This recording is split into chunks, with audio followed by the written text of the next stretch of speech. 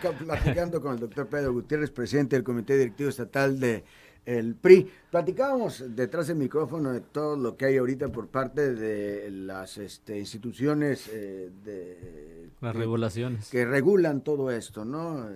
Y bueno, pues es complicado hoy transitar, hacer una elección, pasar por todas las etapas que marcan tanto el Instituto Electoral de Tabasco como el Nacional Electoral, Pedro. Sí, nosotros por eso estamos poniendo énfasis, acento en la capacitación sobre todo en el ramo electoral, porque las regulaciones de la ley electoral son extremas, son muy amplias. Las últimas reformas constitucionales que se realizaron en el 2014, pues establecieron todas estas regulaciones. Es sin duda alguna, de las reformas más trascendentales en toda la vida política de México, porque ahí se establecen figuras que ahora están participando, como son las candidaturas independientes, figuras como la reelección, nuevamente, que hay que recordar que había reelección de diputados, de senadores y de presidentes municipales antes de 1933. Y ahora se vuelve a reinstalar las reelecciones con la reforma del 2014. Se establecen las famosas coaliciones flexibles, totales, parciales.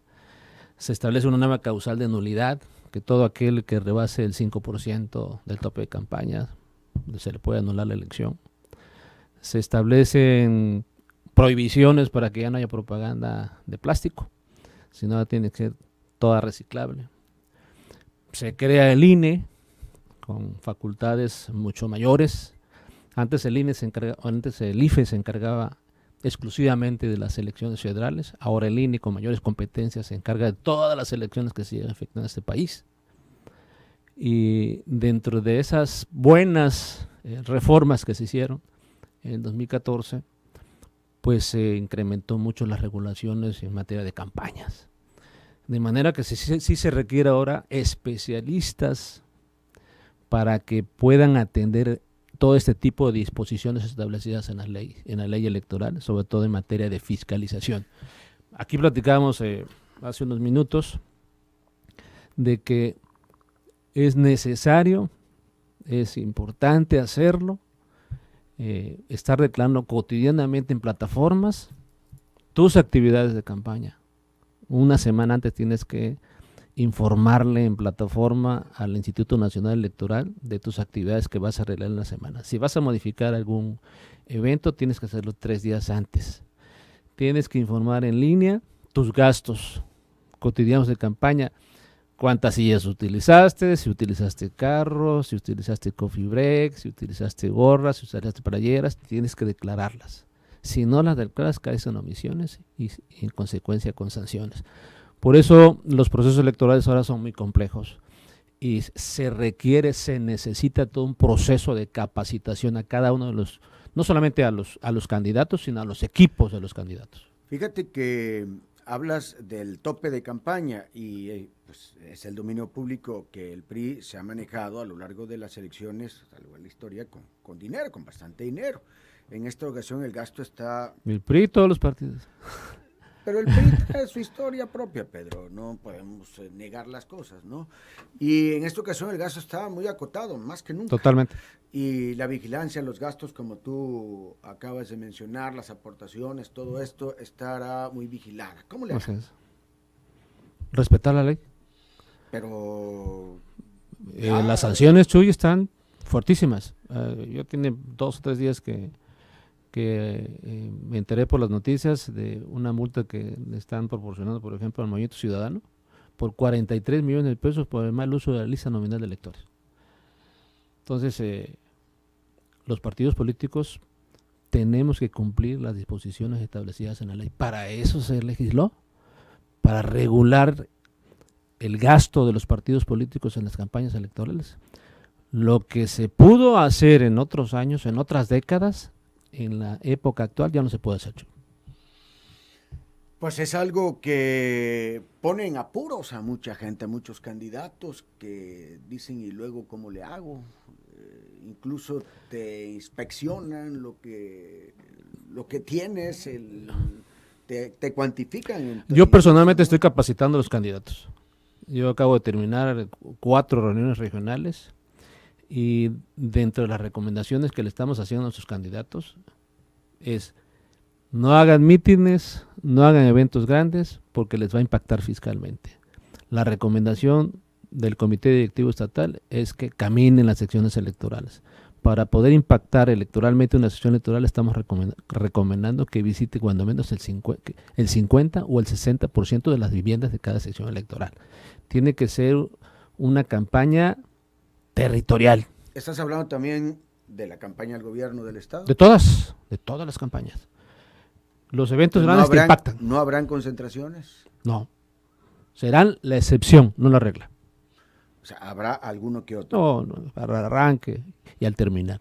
O sea, arranque y al terminar. Y el cierre de la campaña. Lo demás, Chuy, es por tierra, a impactar cada sección electoral de las 1.131 que tiene la entidad. Visita casa por casa, pero no se abarca tanto como en un mitin. No, estamos recomendando mucho que no hagan campañas de turismo electoral, porque muchos candidatos a veces acostumbran a ir a una sesión electoral, caminan 3 o 4 calles y dicen que ya impactaron esa sesión electoral. Nosotros les estamos recomendando que impacten el 60% de cada sesión electoral. Pero eso es problema, al final de cuentas, del candidato, porque de esa manera hay Mónica que porque no tiene experiencia. Escuelita, ¿no? Y maestro, ya hice mi tarea, no es tarea. Los vamos a evaluar. Es que simplemente si no hacen su trabajo, no van a impactar y no van a tener los votos. No van a sacar buena calificación. No van a ganar la elección. No van a tener buena calificación. Pues la calificación es la elección, ¿no? El voto. Así es la calificación. Sí, por eso estamos dando esas recomendaciones, Chuy. Tienen que ser campañas a ras de piso, tienen que ser campañas con propuestas y con buen equipo de trabajo. ¿Hoy crees tú en las encuestas, Pedro? Están muy desprestigiadas, sin embargo, no dejan de ser un método científico para conocer la película del día, ¿no? Pero desafortunadamente, no solo aquí en México, sino en todos los países, cada vez las encuestas tienen menor credibilidad. Se han convertido más en un instrumento estratégico de los partidos políticos que en un instrumento científico para realmente conocer las tendencias. ¿Este PRI que hoy encabezas será un PRI diferente o será algo parecido a lo que hemos visto siempre? Ante nuevas condiciones, ante nuevas circunstancias, ante nueva regulación, tiene que ser un PRI diferente. ¿Un PRI diferente en qué sentido? ¿Cómo veremos este nuevo PRI, válgase la expresión? Y digo válgase la expresión porque la utilizó en alguna ocasión el hoy presidente de la República. Sí, tendrá que ser un partido puntual en el cumplimiento de las disposiciones legales. Será que ser un partido serio, tendrá que ser un partido profesional, tendrá que ser un partido que escuche a la sociedad, a los distintos sectores de la sociedad, tendrá que ser un partido de propuestas, tendrá que ser un partido hacia adelante, sobre todo identificado con las grandes demandas de la sociedad y de todo y cada uno de los grupos que la componen. También es el dominio público las acusaciones de corrupción al gobierno federal actual, que lo encabeza el PRI, ¿verdad? Y a anteriores gobiernos estatales también priistas. ¿Es la corrupción, estas acusaciones, un lastre particularmente, un lastre fuerte particularmente para las aspiraciones del PRI en estas elecciones? Yo creo que la corrupción es parte del sistema y se da en todas las esferas de la vida política y de la vida cotidiana. Los partidos políticos en el ejercicio de gobierno tenemos que ser muy creativos de cómo combatir esta corrupción, qué es lo que podemos aportar, qué es lo que podemos proponer para combatirla. Y el mejor instrumento, Chuy, es la ley. No hay ningún otro método más eficaz que la ley. Pero como partido hoy les puede significar una losa, que cargar. Bueno, por eso nosotros tenemos que ser muy propositivos y no solamente proponer en materia social, sino también en materia de justicia, en materia de combate a la corrupción, en materia de combate a la delincuencia. Bueno, tan es así que tuvieron que recurrir a un candidato externo, a un candidato no priista. Así es, como una estrategia. como una estrategia, pero Así un es. candidato no priista es algo inusitado. Y desafortunadamente, te decía yo, nuestro partido tiene un padrón de 6.400.000 militantes y por las irregularidades o por las corrupciones cometidas por unos cuantos, se etiqueta a toda la militancia, injustamente, ¿no? Por eso, si hay un partido comprometido con el combate a la corrupción, tiene que ser el Partido Revolucionario Institucional y además en el ejercicio de gobierno. Pero eso lo debería encabezar el presidente de la República, que es especialmente cuestionado. Pues ha encarcelado a varios gobernadores. Yo creo que también ha habido acciones concretas, ¿no? Y a otros los ha restituido. Y el que no está preso lo andan siguiendo. Pero Moreira, por ejemplo, Pues también lo andan siguiendo. no lo están siguiendo, no, ya lo están salvando. Al otro, Humberto. Lo andan salvando, le andan ofreciendo tablitas y esas son las cosas que te digo que la gente lo ve con mucha desconfianza. Todo el que está acusado formalmente por un delito, por peculado, por corrupción, por lo que sea, tiene que ser perseguido y sancionado. Ahora, ¿cómo ve un priista de cepa como tú, Pedro? Alguien que ha estado todo el tiempo en el partido, que incluso ha aguantado todas las tormentas que han habido, etcétera, y que también siempre ha aspirado a tener algunos cargos de elección popular. ¿Cómo ve que de repente alguien que no es priista sea candidato y no a cualquier cosa, a la presidencia de la República? Bueno, no lastima, no es doloroso, no es ofensivo. una de las grandes virtudes del Partido Revolucionario Institucional es adecuarse a los nuevos tiempos políticos. Un partido que no se transforma, que no se reforma, es un partido que tiende a desintegrarse.